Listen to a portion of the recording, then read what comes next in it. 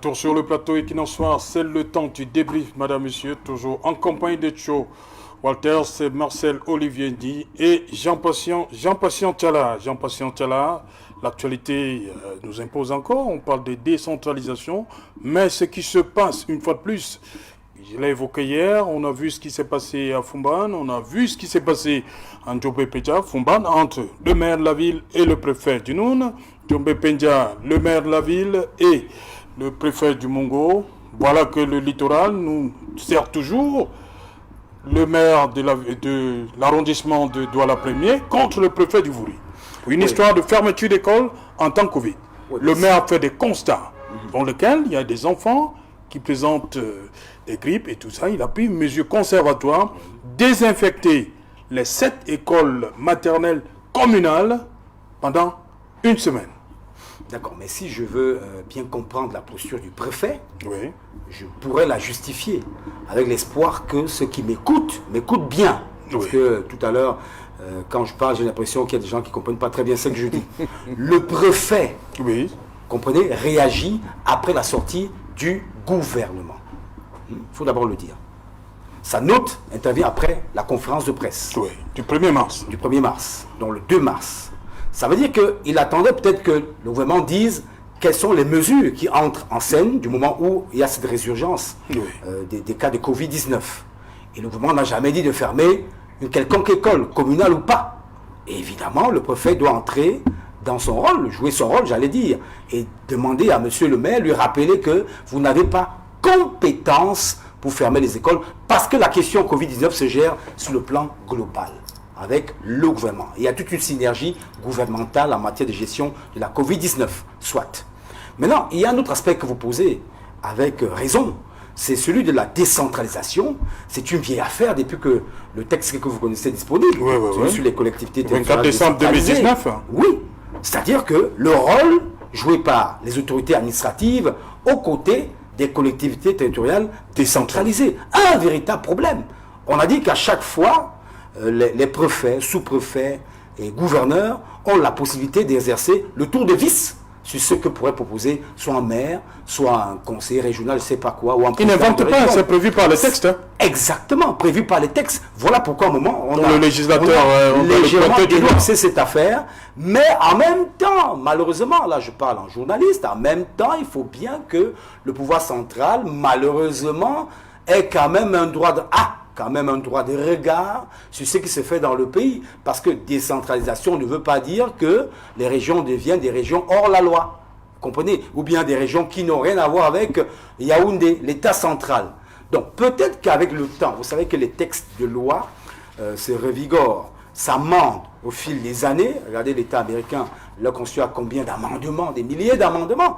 Peut-être qu'on changera cela dans un avenir proche ou lointain, mais pour le moment, en termes d'indiscipline ou de discipline dans l'exécution de la décentralisation, le gouvernement estime que ce point, cet article, a encore toute sa place parce qu'il faut que, d'ailleurs, rappelez-vous que les conseils régionaux n'ont pas une certaine marge de manœuvre en matière de sécurité, en matière de grands projets. Il faut toujours quand même que le gouvernement central et les autorités administratives aient ce droit de regard. Le problème n'est pas réglé malheureusement et nous expose à ces conflits qui vont se démultiplier entre les préfets, les maires. Vraiment, ça va aller dans tous les sens. Je proposerai peut-être au gouvernement ou alors au président de la République surtout de revoir un peu ces points parce que je vous garantis que dans les 5 années à venir, ce ne seront pas les premières affaires, ni les dernières, il y en aura pléthore. Et ce ne sera pas uniquement à Douala ou à Yaoundé, ce sera partout dans la République. Et ce ne sera pas uniquement entre les maires et les préfets, mais également entre les préfets, les gouverneurs et le conseil régional. Vous voyez, donc c'est un problème assez sérieux. Maintenant, je reviens sur la communication, parce que l'ayant dit, il faut bien que les citoyens nous comprennent, et comprennent aussi les textes, et comprennent la peine de bien leur expliquer les textes. Voilà pourquoi, sur le plan de l'influence, j'expliquais quel est le rôle des gouverneurs, et pourquoi ils ont peut-être raison d'être là. Ça peut s'expliquer, ça peut se justifier. C'est la même chose quand je parlais d'un soutien. J'ai utilisé le mot soutien. Soutien ne veut pas dire financement. Soutenir ne veut pas dire avoir financé forcément. Non, je n'ai pas parlé de financement. Quand on vous met en vitrine, en visibilité, on envoie une délégation du gouvernement vous rencontrer, vous, Monseigneur Cléda, on vous reçoit pour un ministère, ça ne subodore pas que vous avez eu de l'argent. Mais au moins, ça signifie que sur le plan ce qu'on n'a pas fait avec les autres. C'est qu'on n'a pas fait avec les autres. Sur le plan de la crédibilité, on vous prend au sérieux. Est-ce parce que vous êtes de l'Église catholique? Je ne sais pas. Mais au moins, on vous a pris au sérieux. Nous demandons que les autres également soient pris au sérieux. Et qu'à la fin, tout le monde soit financé. Voilà pourquoi je parlais du protocole. D'introduire dans le protocole de prise en charge des malades de Covid-19 des éléments qui viennent de solutions. Oui, on va d'abord rester avec Douala Premier.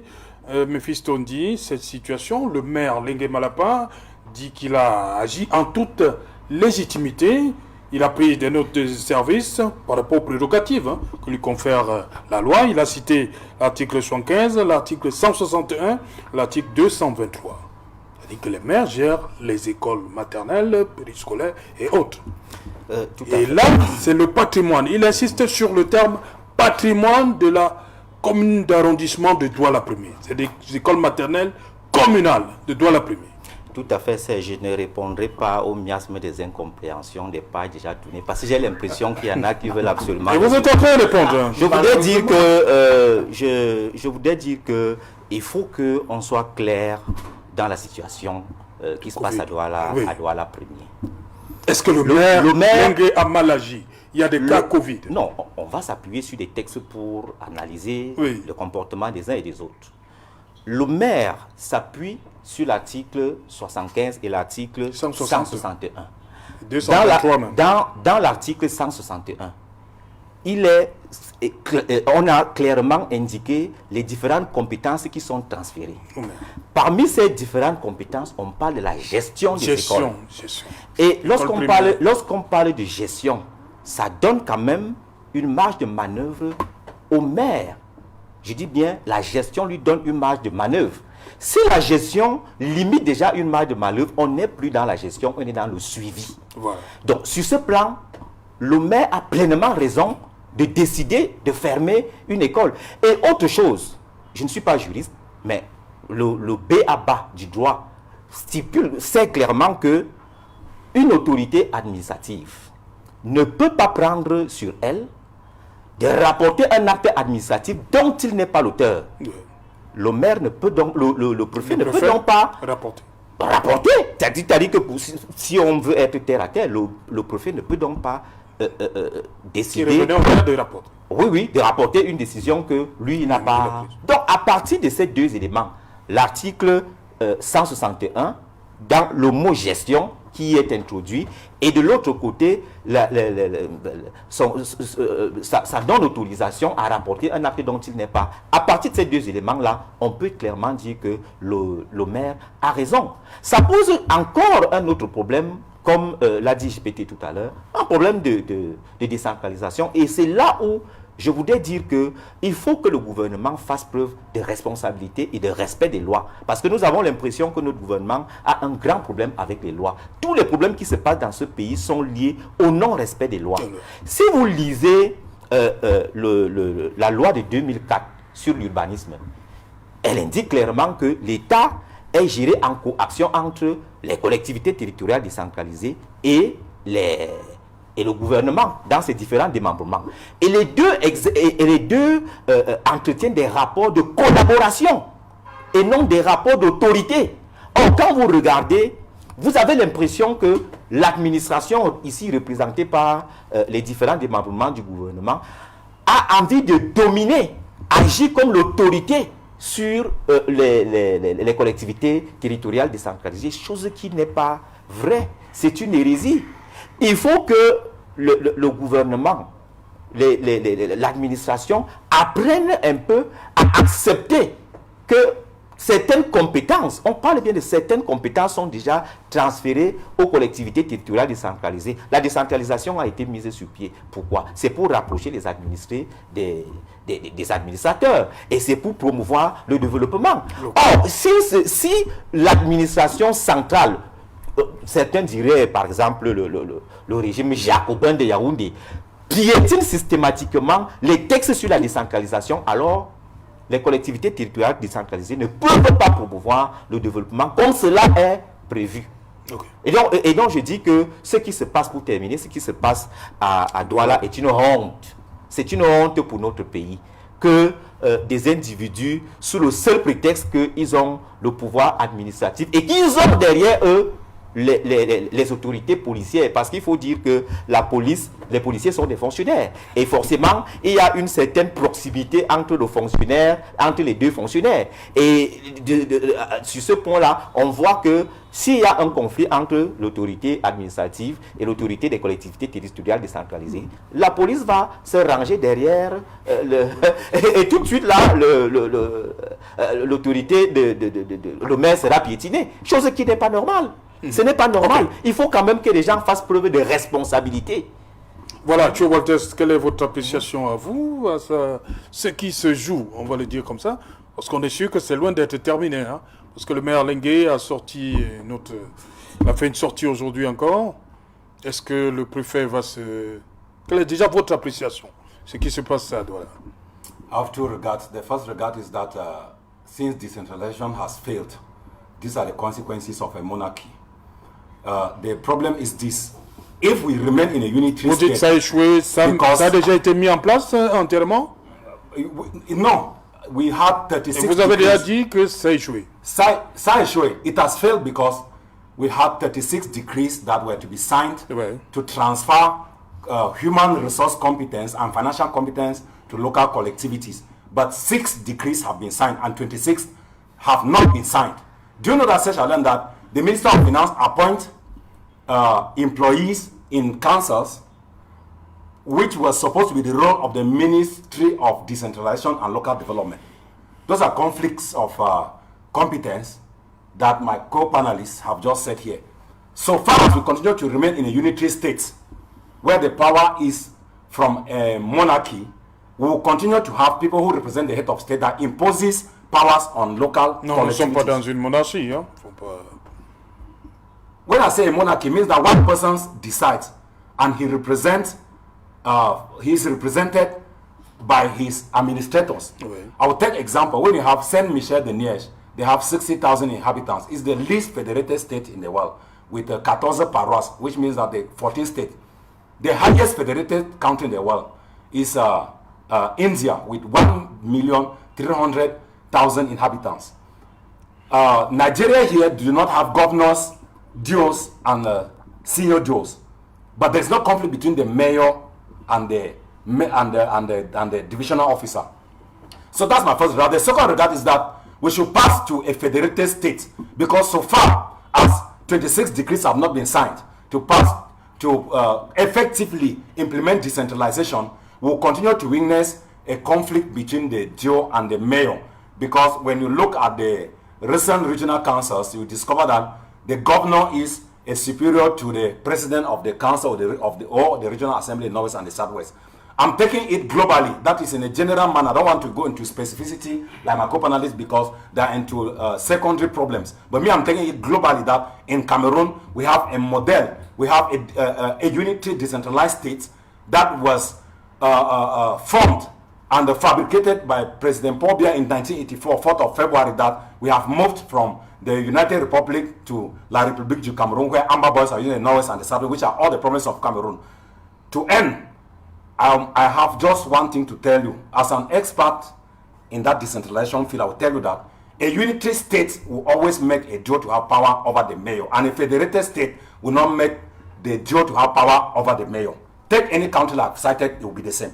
Ok.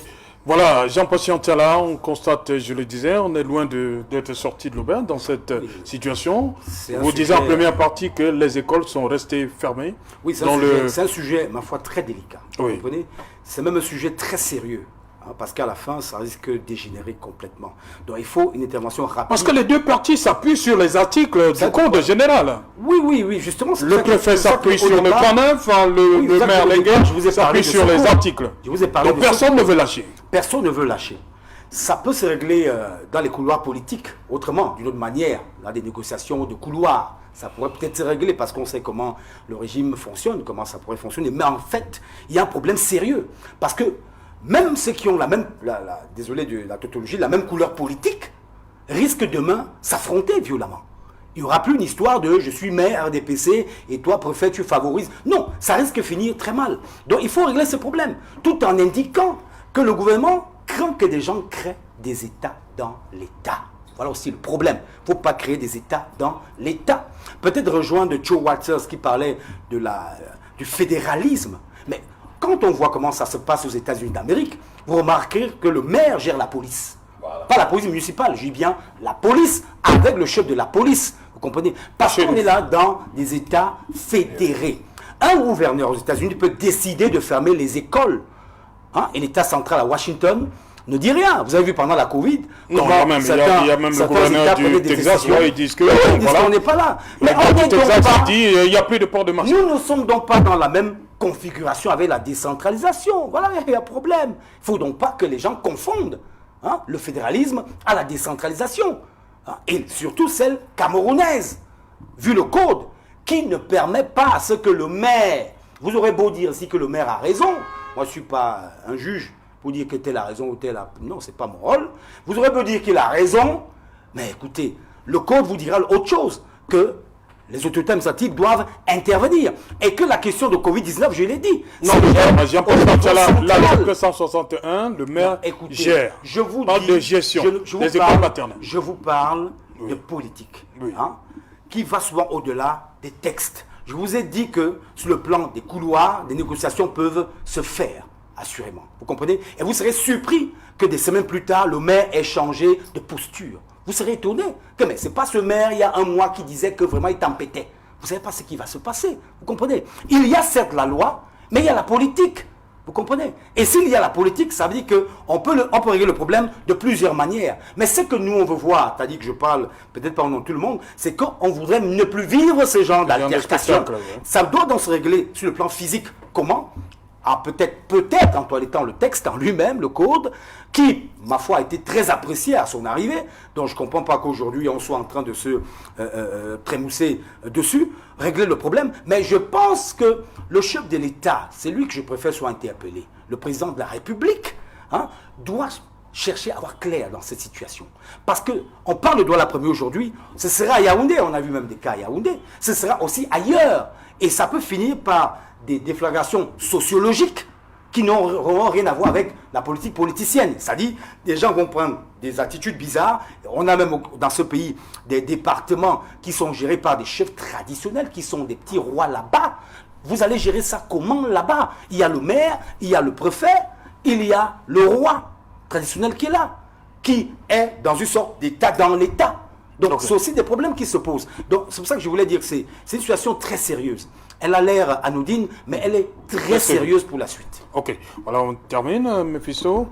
Oui, 30 secondes, le temps par la gorge. Oui, je suis un peu gêné de suivre ce que mon copanéliste JPT vient de dire, qu'il faut que si on ne trouve pas un compromis et puis que le politique prenne... Non, ça ne peut pas se passer comme ça. Il y a un tribunal administratif. Quand deux autorités administratives ne s'entendent pas, alors celle qui se sent lésée va s'ébranler dans le tribunal administratif. Maintenant, si vous appelez le politique à régler le problème de droit... Je ne vais pas appeler le politique, mais je verrai comment ça... Si vous conseillez que le politique... Bon, ok, retirez donc le politique... Bon, retirez je vous dis ce qui pourrait arriver. Non, si ça arrive, c'est que c'est pas la poursuite partisane. Si ça arrive, c'est que... Je n'ai pas la poursuite partisane. Je parle là... Mais non, j'ai pas. Non, bon, écoutez, ok, parlez. Oui, Jean-Pascal. Mais je peux parler, vous savez, je peux Allez-y. la parole, je Oui, dis, d'accord. merci beaucoup. Alors, je n'ai pas la poursuite partisane non plus. Vous comprenez? Je parle en journaliste, je fais des analyses. Et je ne sais pas pourquoi M. Ndi veut à tout prix démontrer que c'est des prises de position. Ce ne sont pas des opinions. Ok. Ce ne sont pas des opinions, monsieur. Merci. On permet donc à Olivier de terminer. Si me donne encore la parole, je vais la répondre. Quand les téléspectateurs entendent que lorsque entre deux qu'est-ce que vous entendez? Entre deux administrateurs, je dis quand les téléspectateurs suivent vous entendez quoi? Entre deux administrateurs, s'ils n'arrivent pas à s'entendre, il faut que le politique vienne. Ça veut dire que il est en train dans ce schéma-là, il est en train de proposer que... Merci. Je ne suis pas en train on va permettre 30 secondes, on va repartir à Douala, 30 secondes pour sortir. Yes, to end the program. Yes, I want to say that the government should que le gouvernement, il faut concasser le pouvoir. Et les bêtis qui ne veulent pas quitter le palais, laissez le palais à ceux qui sont compétents pour venir au palais résoudre non, le non, non, problème. non, non, on va pas, non, non, je vous en prie, il faut retirer ce terme. On n'est pas là pour stigmatiser une ethnie, je vous en prie. Ok, je retire. Donc, voilà, merci. Merci, Tengue Walter, for coming. Merci à vous, Mephisto. Merci, JPT. Vous avez Yaoundé, nous sommes là, hein, voilà. Voilà, merci, merci. Voilà, madame, monsieur, nous sommes arrivés au terme de cette édition Equinox Soir. On se retrouve demain pour la dernière Equinox Soir. Yaoundé. Bonsoir, Colbessin. J'espère